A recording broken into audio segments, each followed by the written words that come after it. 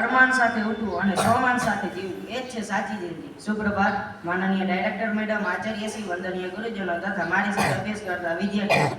આજનો મારો વિષય છે સંચાલન. ત્યારબાદ સમાચાર. નવો દિવસ છે નવી વાત કરીએ.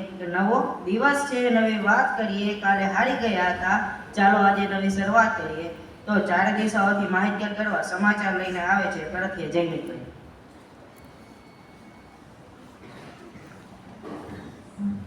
માનનીય પ્રમુખ શ્રી ડાયરેક્ટર મેડમ, આચાર્ય શ્રી, વંદનીય ગુરુજનો તથા મારી સાથે અભ્યાસ કરતા વાલા વિદ્યાર્થી મિત્રો, આજનો મારો વિષય છે સમાચાર. તારીખ 19/8/2025 વાર મંગળવાર. આજના મુખ્ય સમાચાર. પહેલું, નેત્રા પ્રાથમિક શાળામાં ગાંધીનગર ટીમની ભેદી તપાસ. બીજું, તકવાદી માર્ગો, તકવાદી નેતાઓ વરાપમાં પણ ખાડા ના બુરાય. ત્રીજું, જૂનાગઢ એસટી ડિવિઝન જન્માષ્ટમી પૂર્વે 39.63 લાખની એક્સ્ટ્રા આવક. ચોથું, ટ્રમ્પ પુતિન વચ્ચેના બેઠકમાં કોઈ નિર્ણય નહીં પણ આશા હજુ અકબંધ. પાંચમું, અમરેલીમાં નવા બનેલા વોટર વર્કર્સના લોકાર્પણનો લાડુ ખાવા નેતાઓની લડાઈ. અસ્તુ.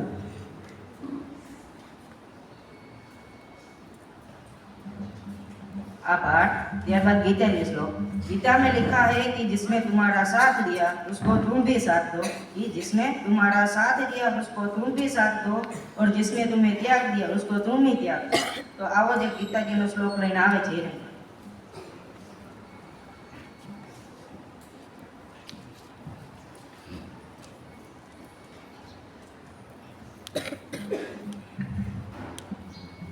માનનીય trustee Shri, director madam, Acharya Shri, વંદનીય ગુરુજનો તથા મારી સાથે અભ્યાસ કરતા વાલા વિદ્યાર્થી મિત્રો, આજનો મારો વિષય છે ગીતાજીનો શ્લોક. અધ્યાય 3, શ્લોક નંબર 23 થી 25. કેમ કે હે પાર્થ, જો કદાચ હું સાવધાન થઈને કર્મોમાં ન વર્તું તો ભારે હાનિ થઈ જાય, કારણ કે માણસો બધી રીતે મારા જ માર્ગનું અનુસરણ કરે છે. આથી જો હું કર્મ ન કરું તો આ બધા માણસો નષ્ટભ્રષ્ટ થઈ જાય અને હું શંકરપણાનું કરનાર બનું તથા આખી પ્રજાને નષ્ટ કરનારો બનું. માટે હે ભારત, કર્મમાં આસક્ત થયેલા અજ્ઞાનીજનો જે પ્રમાણે કર્મ કરે છે, આસક્તિ વિનાનો વિદ્વાન પણ લોક સંગ્રહની ઈચ્છા રાખતો તે જ પ્રમાણે કર્મ કરે છે. અસ્તુ.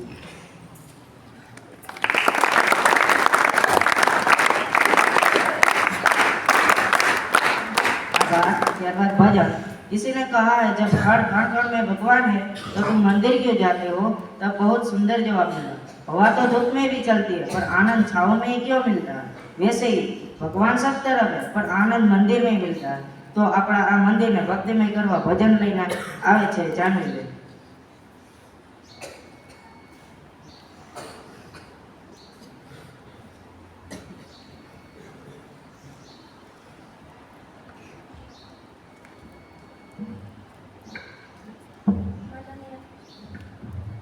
માનનીય ટ્રસ્ટી આચાર્ય શ્રી, વંદનીય ગુરુજનો તથા આ શાળામાં અભ્યાસ કરતા બાળકો, આજનો મારો વિષય છે ભજન.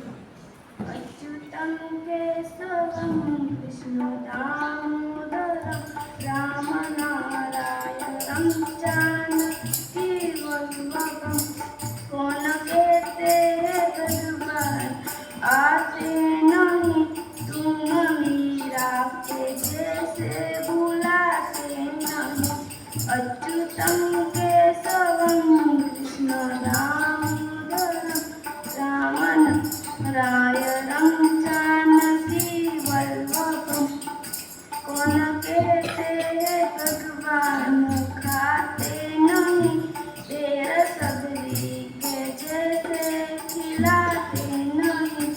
अच्युतम केशवम कृष्ण दामोदरम राम नारायणम जानकी वल्लभम कौन कहते हैं भगवान सोते नहीं माया सोता के जैसे सुलाते नहीं.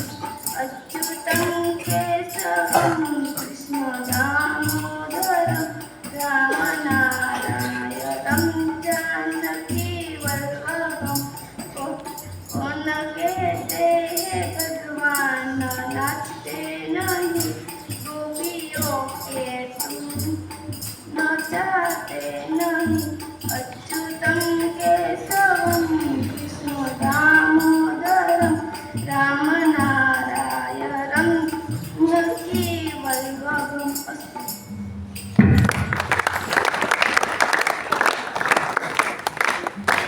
અંદર માં જો કેમ તાલી નથી પડી હતી?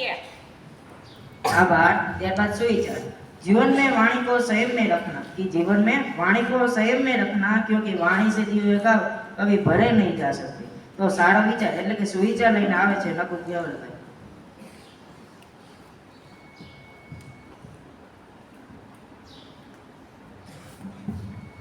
माननीय प्रमुख श्री डायरेक्टर मैडम आचार्य श्री वंदनीय गुरुजनों तथा मारी साथ अभ्यास करता वाला विद्यार्थी मित्रों, आज हमारो विषय છે સુવિચાર।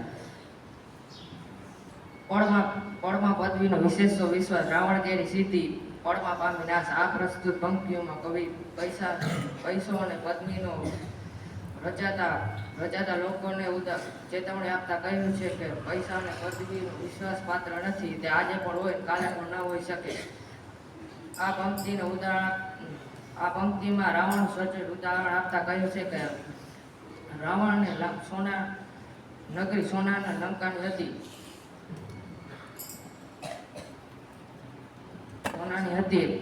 આમ છતાં અભિમાનમાં રાવણ અને તેની સોનાની લંક નાશ થતા વાર લાગી નહીં। તેની કીર્તિ પણ ધૂળમાં રોડાઈ ગઈ। સંજોગો બદલે ત્યારે કરોડપતિ માણસ પણ રોડપતિ થતા વાર લાગતી નથી।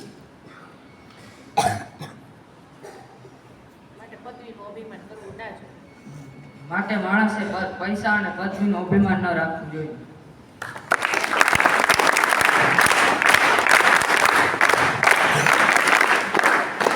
आभार। ત્યારબાદ જાણવા જેવું कदर समय जीतने के बाद हो कि कदर समय जीतने के बाद हो तो उसे कदर नहीं अफसोस कहते। तो આજના દિવસે આપણે ઉપયોગી થાય તો જાણવા જેવું લઈને આવે છે સાક્ષી।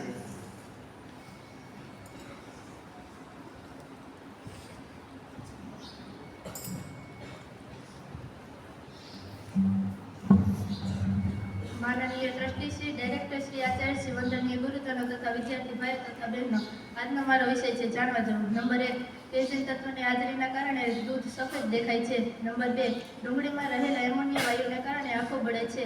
નંબર 3, મુન્દ્રા સ્થળ કચ્છના પેરિસ તરીકે પ્રખ્યાત છે। નંબર 4, સમુદ્રનું તળિયું જોવા માટે વપરાતું સાધન હાઇડ્રોસ્કોપ છે। નંબર 5, પરાવર્તિત ચિત્ર જોઈ શકાય તેવું સાધન એપિસ્કોપ છે। અસ્તુ।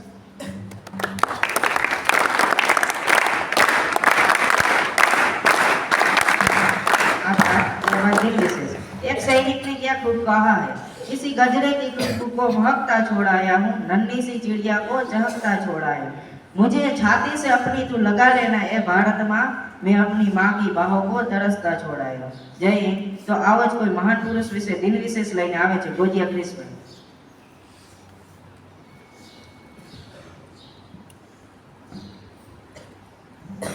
માનનીય આચાર્ય શ્રી વંદનીય ગુરુજનો તથા મારી સાથે અભ્યાસ કરતા વાલા વિદ્યાર્થી મિત્રો, આજનો મારો વિષય છે દિન વિશેષ। 19 ઓગસ્ટ જેમ્સ વોટ વરાળથી ચાલતા એન્જિનના સુધારક જેમ્સ વોટનો જન્મ ઈસવીસન 1736માં સ્કોટલેન્ડમાં થયો હતો। તેણે ભણવામાં કશું ધ્યાન ન આપ્યું કારણ કે એનું ધ્યાન નાનકડા ઓજારોમાં હતું। ગણિત અને ભૂમિતિના જેમ્સને અતિરુચિ હતી। દરમિયાન યુનિવર્સિટીમાં ગણિતિક ઓજારો બનાવવાની જગ્યાનો સ્વીકાર કર્યો।